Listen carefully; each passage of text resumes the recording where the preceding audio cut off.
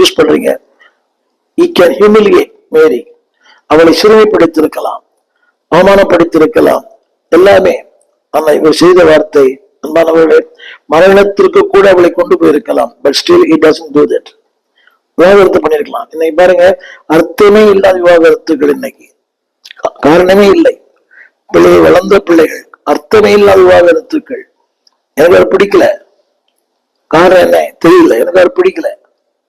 அர்த்தம் இல்லாத, அதற்கு சப்பை கட்டுகிற பெற்றோர்கள் யாரும் சொல்லியிருக்கணும், என்னை சும்மா அர்த்தமே இல்லாத திரும்ப திரும்ப. இது யாரை பாதிக்க தெரியுமா?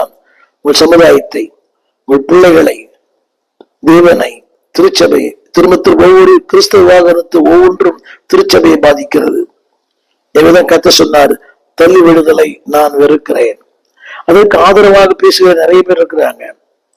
அவ்வளவுதான் பிடிக்கல, ஏன் கட்டாயப்படுத்துறீங்க, இதுதான் அப்படிலாம் சொல்லி ஒரு குடும்பத்தை பிரிக்காதீங்க. பிளீஸ் பிளீஸ் சொல்லித்தாங்க, இது தவறு, வருங்காலம் பாதிக்கப்படும், பிள்ளைகள் பாதிக்கப்படும். இன்னொன்று சிறப்பா இருக்கும் என்று எப்படி நீங்கள் தீர்மானிக்கலாம்?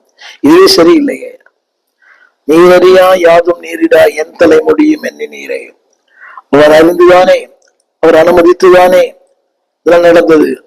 அப்படியானால் இது விவாகம் கொஞ்சம் பரிசுத்தம் உள்ளது அல்லவா? தேவன் அனுமதித்திருக்கிறாரே. என கேட்டுக்கொண்டிருக்கிற கிறிஸ்தவ குடும்பத்தில் இருக்கிற அன்பு சகோதரியே, சகோதரனே, ஞாபகக்கூடி திருச்சபைக்கு போகலாம் பிளீஸ். அதாவது உறவுகள் என்பது நிறைய விரிசல்கள் உண்டு. ஒரு சிலந்தி வேலையை போல, we don't know where it starts, we don't know where it ends. அது எங்கே ஆரம்பிக்கிறது, எங்கே முடிகிறது, எங்கே தொடங்கும், எங்கே முடியும், யாருக்கும் தெரியாது. ஆனா அதுக்கு மத்தியில திரும்ப சொல்லுகிறேன், அன்பான தேவ பிள்ளைகளே, there is option for you. உனக்கு ஒரு தீர்மானம் இருக்கிறது.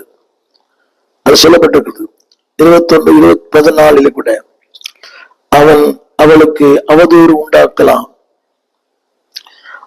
அந்த 22:14 அவள் மேல் ஆவலாதியான விசேஷங்களை சொல்லலாம், அவதூறு உண்டாக்கலாம். கவனியங்கள். ஆனால் யோசிப்பை செய்யவில்லை. அவன் செய்த ஒன்னே ஒண்ணு, இரக்கம் பாராட்டினான், அன்பு பாராட்டினான், தேவனுடைய சத்தத்தை கீழ்ப்படிந்தான். ரெண்டு சொல்லுகிறேன், his choice or revealed. இரண்டாவது, his compassion is revealed. மூணாவது சொல்லுகிறேன், his character revealed. அவருடைய நல்ல பண்புகள் வெளிப்படுத்தப்பட்டது. இரண்டாவது, his choice or revealed. அவனுடைய திருந்துதல் வெளிப்படுத்தப்பட்டது. மூன்றாவது, his compassion is revealed. அவருடைய அந்த மனதுருக்கம். எனக்கு இல்லையே, எனக்கு ஒரு சகோதரி